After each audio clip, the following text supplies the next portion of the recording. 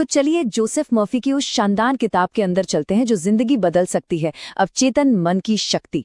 इसके सबसे जरूरी सबक क्या है, आइए जानते हैं। ये सवाल अक्सर सबके मन में आता है ना, कि भाई कुछ लोग इतनी आसानी से कामयाब हो जाते हैं और कुछ लोग बस संघर्ष ही करते रह जाते हैं। क्या है इसके पीछे का राज? देखिए, इसका जवाब हमारी बाहरी दुनिया में नहीं, बल्कि हमारे मन की गहराइयों में ही छिपा हुआ है। किताब एक बहुत ही दिलचस्प आइडिया सामने रखती है कि हमारी जिंदगी के ज्यादातर नतीजे एक गुप्त नियंत्रक के हाथ में होते हैं। अब ये कोई बाहर की ताकत नहीं है, बल्कि ये हमारे मन का ही एक हिस्सा है जो पर्दे के पीछे से चुपचाप अपना काम करता रहता है। तो सबसे बड़ी बात जो यहाँ समझने वाली है वो ये है कि कामयाबी या नाकामी कोई इत्तेफाक नहीं है। किताब के मुताबिक इन सब का सोर्स एक ही है, हमारा अवचेतन मन। इसे एक उपजाऊ जमीन की तरह समझिए। आप इसमें जो भी बीज बोएंगे, फसल बिल्कुल वैसी ही उगेगी। अच्छा, तो इस जबरदस्त शक्ति को इस्तेमाल करने के लिए पहले ये समझना होगा कि हमारा मन काम कैसे करता है। इसे हम दो हिस्सों में बांट सकते हैं, एक वो जो सोचता समझता है और दूसरा वो जो उस सोच को हकीकत बनाने में लग जाता है। किताब में इसे समझाने के लिए एक बहुत ही बढ़िया उदाहरण दिया गया है। सोचिए कि हमारा चेतन मन एक जहाज का कप्तान है जो तय करता है कि जहाज को किधर ले जाना है, वो आदेश देता है। और अवचेतन मन वो है इंजन रूम का क्रू जो बिना कोई सवाल किए बस कप्तान के आदेशों को मानता चला जाता है, फिर चाहे वो आदेश सही हो या गलत।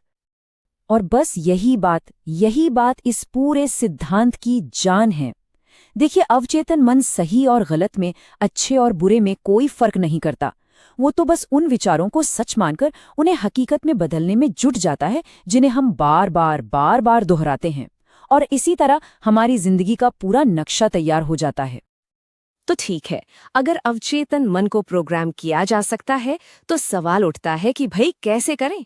अच्छी बात यह है कि किताब सिर्फ प्रॉब्लम नहीं बताती, बल्कि इसे करने के लिए कुछ बड़े ही प्रैक्टिकल काम के तरीके भी बताती है। पहला और शायद सबसे पावरफुल तरीका है ऑटो सुझाव। इसका मतलब बहुत सीधा है, अपने अवचेतन मन को जानबूझकर लगातार अच्छे और पॉजिटिव निर्देश देना। ये बिल्कुल वैसा ही है जैसे कोई माली अपने बगीचे से फालतू की घास हटाकर अच्छे फूलों के बीज बोता है। किताब कहती है कि इस तरह के छोटे, सिंपल और पावरफुल वाक्यों का इस्तेमाल करें, खासकर रात को सोने से ठीक पहले, क्योंकि उस वक्त हमारा दिमाग इन सुझावों को सबसे आसानी से अपनाता है। अब जो अगला तरीका है वो इस बात का फायदा उठाता है कि हमारा अवचेतन मन शब्दों से ज्यादा तस्वीरों और एहसासों की भाषा समझता है। इसीलिए सिर्फ सोचना या एक तस्वीर देखना काफी नहीं है। जब उस मानसिक फिल्म के साथ उसे हासिल करने की सच्ची भावना, मतलब वो खुशी, वो सुकून, वो गर्व जोड़ी जाती है, तब जाकर अवचेतन मन उस मैसेज को गहराई से कबूल करता है। सच तो ये है कि भावना ही वो फ्यूल है जो इस इंजन को चलाता है। और हाँ, ये समझना भी बहुत जरूरी है कि विश्वास और डर दोनों एक ही सिक्के के दो पहलू हैं। ये दोनों ही हमारे अवचेतन मन के लिए बड़े पावरफुल कमांड हैं।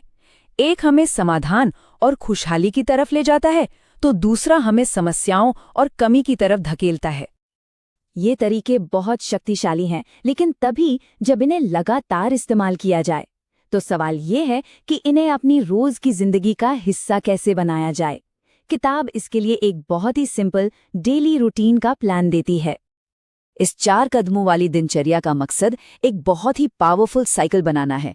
दिन की शुरुआत एक पॉजिटिव इरादे से होती है और रात का अंत भी उसी इरादे के साथ। ये पक्का करता है कि हमारा अवचेतन मन 24 घंटे हर पल कामयाबी के लिए प्रोग्राम हो रहा है। और इस रूटीन को अपनाकर कोई भी अपने मन की शक्ति को जिंदगी के खास हिस्सों पर फोकस कर सकता है, चाहे वो अच्छी सेहत पाना हो, पैसों की तंगी दूर करना हो या फिर किसी मुश्किल समस्या का हल ढूंढना हो।